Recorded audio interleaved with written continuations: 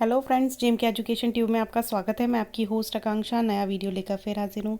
इस वीडियो में हम भौतिक विज्ञान की अगली पाठ्य योजना बनाएंगे, यानी कि पाठ्य योजना क्रमांक 12 बनाएंगे। अभी तक हम इसकी 11 पाठ्य योजना बना चुके हैं। उम्मीद है आपने देखी होगी और पसंद की होगी, और यदि अभी तक नहीं देखी तो आप हमारे चैनल पर जाकर प्रीवियस वीडियो देख सकते हैं, या वीडियो के नीचे जो डिस्क्रिप्शन बॉक्स है उसे खोलिए, वहाँ से आप प्लेलिस्ट खोलकर सारे प्रीवियस वीडियो देख सकते हैं। तो चलिए शुरू करते हैं पाठ्य योजना बनाना। सबसे पहले डालना होता है आपको क्रमांक। जैसे मैंने डाला है, हमारा है पाठ्य योजना क्रमांक 12। आपका जो भी क्रमांक हो वो डालिए। उसके बाद इस तरीके से ब्लैक बोर्ड फिलिंग बनानी होती है, आपको ये रजिस्टर में भी लिखना होता है, और जब कक्षा में मतलब क्लास में आप प्रेजेंटेशन करते हैं तब भी आपको वहाँ पर लिखना होता है। सबसे पहले अपन लिखते हैं छात्र अध्यापिका का नाम। जैसे मैंने अपना नाम लिखा है, यदि अध्यापक हैं तो लिखें छात्र अध्यापक का नाम, अध्यापिका है तो लिखेंगे छात्र अध्यापिका का नाम। विद्यालय का नाम, जहाँ भी आपको प्रैक्टिस टीचिंग के लिए भेजा जाता है उस विद्यालय का नाम आपको लिखना है। हो सकता है आपके महाविद्यालय में ही कृत्रिम कक्षा बनाकर आपको वहाँ पर प्रैक्टिस टीचिंग कराई जाए, तो आपको उसका नाम लिखना है। कक्षा हमारी 7 का प्रकरण है, विषय है विज्ञान, उपविषय है भौतिक विज्ञान। दिनांक, जब भी आप प्रेजेंटेशन करें, समय 35 या 40 मिनट का, जितने का भी आपका पीरियड लगता है वो आपको डालना है। कालखंड, जिस भी कालखंड में आप पढ़ा रहे हैं। फिर आता है प्रकरण, जो कि है हमारा वर्नियर कैलिपर्स। तो ये आपको कब डालना होता है? जब आप बोलते हैं उद्देश्य कथन कि आज हम ये टॉपिक पढ़ेंगे, तब आपको प्रकरण डालना होता है। तब तक ब्लैक बोर्ड पर आप ये जगह ब्लैंक छोड़ के रखेंगे, और जब हम उद्देश्य कथन आएगा तब भी मैं आपको एक बार रिकॉल कराऊंगी कि हमने ऐसा बोला था, और अब आपको यहाँ पे प्रकरण डालना है।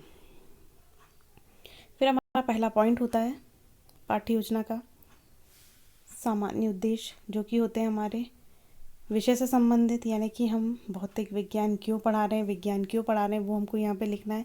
तो सारी पाठ्य योजना में एक समान होंगे, इसलिए मैंने यहाँ पूर्वानुसार लिखा है। आप फर्स्ट सेकेंड वाले वीडियो से देखकर लिख सकते हैं, या टेलीग्राम ग्रुप या फेसबुक पेज पे भी आपको ये मिल जाएंगे। उसके बाद आता है विशिष्ट उद्देश्य, कि हम जो टॉपिक है वो क्यों पढ़ा रहे हैं। तो हमने यहाँ पे कुछ विशिष्ट उद्देश्य लिखे हुए हैं। इनकी संख्या कितनी भी हो सकती है। मैंने यहाँ 6 लिखी है, आप चाहे तो 3 लिख लें, 5 लिख लें, या जितने भी आपको बोले गए हैं उतने लिखें। तो हमारा पहला विशिष्ट उद्देश्य है विद्यार्थी वर्नियर कैलिपर्स यंत्र की रचना का ज्ञान प्राप्त कर सकेंगे। विद्यार्थी वर्नियर कैलिपर्स के उपयोग की जानकारी प्राप्त कर सकेंगे। विद्यार्थियों को स्थिरवाद चाल पैमाने में अंतर समझ में आ पाएगा, या वो स्पष्ट कर पाएंगे। विद्यार्थी वर्नियर कैलिपर्स का उपयोग करने की जानकारी प्राप्त कर पाएंगे या ज्ञान प्राप्त कर पाएंगे। विद्यार्थी वर्नियर पाठ पढ़ सकेंगे, यानी स्केल को वो पढ़ सकेंगे, और विद्यार्थी उसके उपयोग की जानकारी के आधार पर विषय में रुचि ले सकेंगे। ये हो गए हमारे विशिष्ट उद्देश्य। उसके बाद आता है शिक्षण विधि, कि हम कौन सी विधि से इसको पढ़ा रहे हैं। तो यहाँ पर हम पूरी पाठ्य योजना प्रदर्शन विधि और प्रश्नोत्तर विधि के आधार पर ही पढ़ाएंगे, यानी हम उनको चीज़ों को दिखाकर, प्रश्न कर कर, और उन्हीं के उत्तर से हम थ्योरी को एक्सप्लेन करेंगे। यानी हम कहीं से यहाँ पे कथन बोलकर उसकी व्याख्या करके पाठ को नहीं पढ़ाने वाले हैं।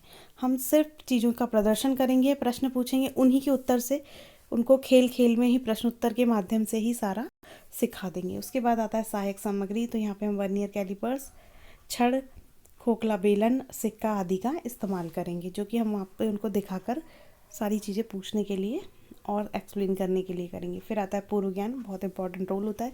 पूर्व ज्ञान के आधार पर ही हम उनसे प्रस्तावना प्रश्न करते हैं। तो यहाँ पे पूर्व ज्ञान क्या है, कि विद्यार्थी को मीटर, सेंटीमीटर आदि मापों के बारे में साधारण जानकारी है, क्योंकि यदि उनको ये जानकारी नहीं होगी तो हम वो हमारे प्रश्नों के उत्तर कैसे देंगे। फिर आता है हमारा अगला पॉइंट, जो कि है प्रस्तावना प्रश्न। तो इसके लिए हम क्या करते हैं, इसके लिए हम इस तरीके से कॉलम बनाते हैं, तालिका बनाते हैं, जिसमें कि हम लिखेंगे क्रमांक, प्रश्न क्रमांक भी डाल सकते हैं आप इसको।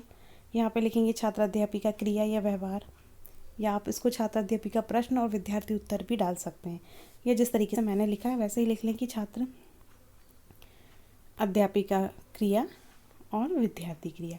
पहला प्रश्न करेंगे कि तुम्हारे स्केल पर किसके चिन्ह होते हैं। तो स्केल पर इंच और सेंटीमीटर के चिन्ह होते हैं, दिखाकर पूछेंगे, समझ में आ पाएगा। मौखिक नहीं पूछ रहे हैं आप कि वो एकदम नहीं समझ पाएगी क्या चिन्ह के बारे में बात।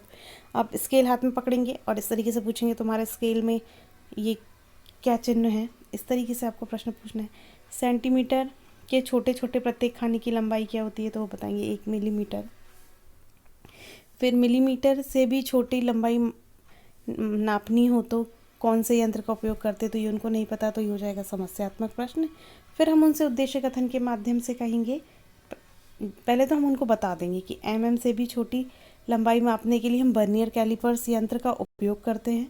फिर उसके बाद जो हमारा नेक्स्ट पॉइंट है उद्देश्य कथन, हम वो बोलेंगे कि आज हम वर्नियर कैलिपर्स की रचना का अध्ययन करेंगे।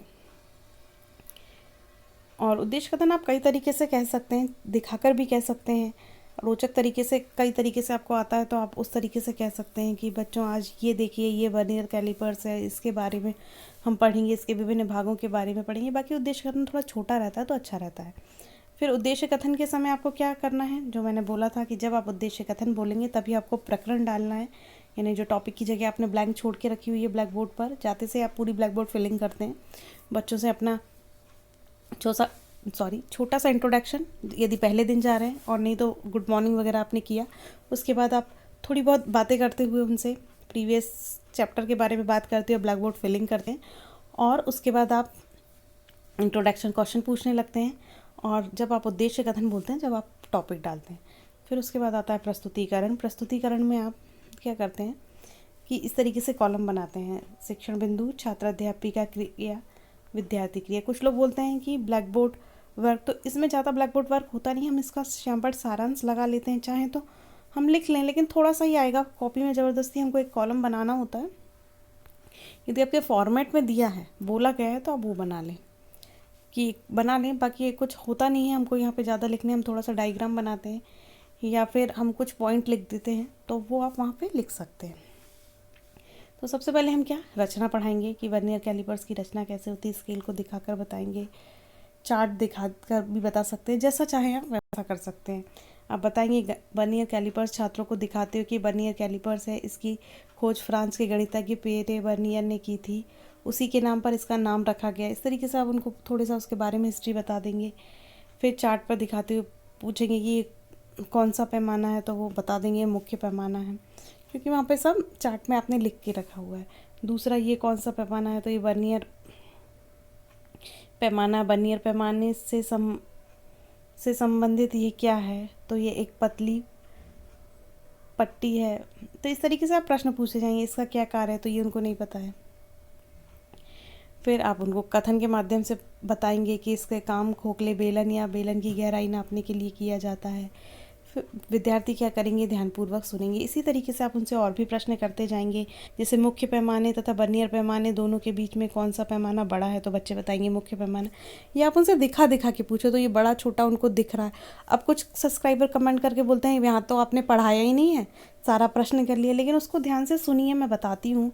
और जब आप इसको पढ़ाएंगे तब आपको समझ में भी आएगा कि यहाँ पे हम उनसे पूछ रहे हैं, चार्ट को दिखाकर वही बता रहे हैं, तो वो ज़्यादा अच्छे से सीख रहे हैं, ना कि हमने थ्योरिकल बुक पढ़वा दी उनसे और थोड़ी एक दो लाइन बता दी। उससे ज़्यादा उनको इस तरीके से समझ में आता है। मुख्य पैमाने पर किसके चिन्ह होते हैं, तो सेंटीमीटर तथा मिलीमीटर के चिन्ह होते हैं। इस तरीके से आप चार्ट की सहायता से प्रश्न पूछते जाएंगे, ये क्या है, तो ये एक पैच है, इसका क्या कार्य है। तो अब ये उनको नहीं पता, तो फिर आप ये उनको बताएंगे कि इस पैच की सहायता से वर्नियर पैमाने को मुख्य पैमाने पर कहीं पर भी कसा जा सकता है। विद्यार्थी ध्यानपूर्वक तो सुनेंगे, इसका कार्य क्या है, तो फिर आप उनको फिर एक्सप्लेन करेंगे कि इसका कार्य क्या होता है। फिर वो क्या करेंगे, ध्यानपूर्वक सुनेंगे, देखेंगे आपको। फिर आप प्रयोग कराएंगे कि एक सिक्के को ले लेंगे, दोनों उसके जो जबड़े होते हैं उसके बीच में फंसा देंगे, व्यास निकालने के बारे में बताएंगे। ये आप उनसे बार बार दो बच्चों को बुला लीजिए, उनसे ही फंसवाइए, उन्हीं को बताइए। तो इस तरीके से वो सीखते भी हैं, समझते भी हैं। और फिर दो बच्चों को बुला के अगला सिक्का फंसाइए। इस तरीके से आप उनको आसानी से समझा पाएंगे। फिर आप वर्नियर के अल्पतम मार्क्स से क्या समझते हैं, तो ये नहीं उनको पता है, तो आप ये उनको बताएंगे कि क्या होता है, किस प्रकार ज्ञात करते हैं, वो एक्सप्लेन करेंगे। फॉर्मूला होता है, अब फॉर्मूले को ब्लैक बोर्ड पर लिख देंगे। जब हम ब्लैक बोर्ड वर्क का कॉलम बनाते हैं तब भी हम ये फॉर्मूला वहाँ लिख सकते हैं। फॉर्मूले को अच्छे से एक्सप्लेन करें, बाद में उनसे पूछें भी तुरंत,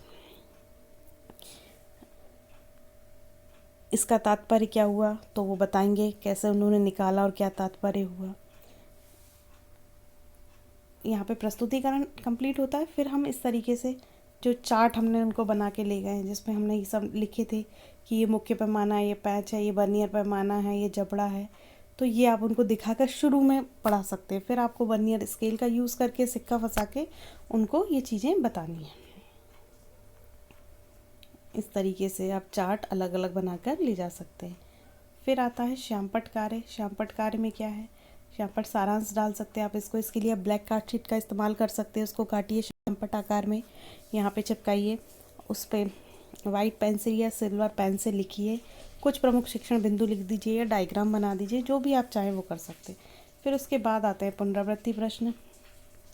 यहाँ पे हमने जो पाठ को उनको पढ़ाया समझाया है वो हमको यहाँ पर लिखना होता है कि हमने जो उनसे प्रश्न पूछे हैं, मतलब जो हमने उनको पढ़ाया है, तो अब उसी से हमने उनसे कुछ प्रश्न पूछे जिससे उनको पता चल सके, हमको भी और उनको भी, कि उनने क्या सीखा है। तो वो प्रश्न हम पूछ लेंगे और इससे आपके लिए भी अच्छा होता है, पर्यवेक्षक भी जो आपको देख रहा होता है उसको भी समझ में आता है कि हाँ जो आपने पढ़ाया वो बच्चों को कितना समझ में आया है। और ये हमारे फॉर्मेट का हिस्सा भी होता है, तो ये हमको करना है। इसकी संख्या कितनी भी हो सकती है। कुछ लोगों ने पूछा कि 5 ही पुनरावृत्ति प्रश्न होना चाहिए या 2 ही होना चाहिए, तो ऐसा कुछ नहीं है, जितने आप चाहें पूछ सकते हैं। जितना भी चैप्टर आपने कवर किया है उससे आप मुख्य मुख्य बिंदु के प्रश्न पूछ सकते हैं। इनको आप लपेट श्यामपट्ट पर लिख कर ले जा सकते हैं जिससे आप भूलें नहीं, और समय की बचत होती है। वरना हम कुछ बोल रहे हैं या ब्लैक बोर्ड पर लिख रहे हैं तो बच्चे उस समय बात करने लगते हैं, तो हमारा नियंत्रण उनसे जाता है, तो हमको तब भी नेगेटिव फीडबैक मिलता है। तो इसको आप लपेट श्यामपट्ट यानी रोलर बोर्ड पर लिख कर ले जाएं। एक तरफ आप पुनरावृत्ति प्रश्न लिख सकते हैं, एक तरफ आप गृह कार्य लिख सकते हैं, तो जैसा आप चाहें वैसा करके ले जा सकते हैं। पुनरावृत्ति प्रश्न के बाद आता है गृह कार्य। गृह कार्य में आपको उनको होमवर्क देना है, जैसा कि हम नॉर्मल बच्चों को होमवर्क देते हैं वो आपको देना है। गृह कार्य के बाद आता है टिप्पणी, जो कि मैं इन्हें यहाँ पे डालना भूल गई हूँ, तो आप डालें टिप्पणी। टिप्पणी में क्या होता है कि जो भी आपका पर्यवेक्षक होता है वो आपको यहाँ पर टिप्पणी देकर बताता है कि पाठ का प्रस्तुतिकरण कैसा था, अच्छा था, बुरा था, क्या उनके सजेशन है, यानी लेसन प्लान से related good point, bad point और उनके सजेशन। यहाँ पे हमारा लेसन प्लान कंप्लीट होता है। आपको कैसा लगा कमेंट करके ज़रूर बताएं। अच्छा लगता है लाइक कीजिए, दोस्तों से शेयर कीजिए। यदि अभी तक हमारे चैनल को सब्सक्राइब नहीं किया है तो सब्सक्राइब ज़रूर करें, बेल आइकॉन प्रेस करें, जिससे आने वाले सभी वीडियो का नोटिफिकेशन आपको मिले और आप समय पर उसका लाभ ले सकें। धन्यवाद। जय हिंद।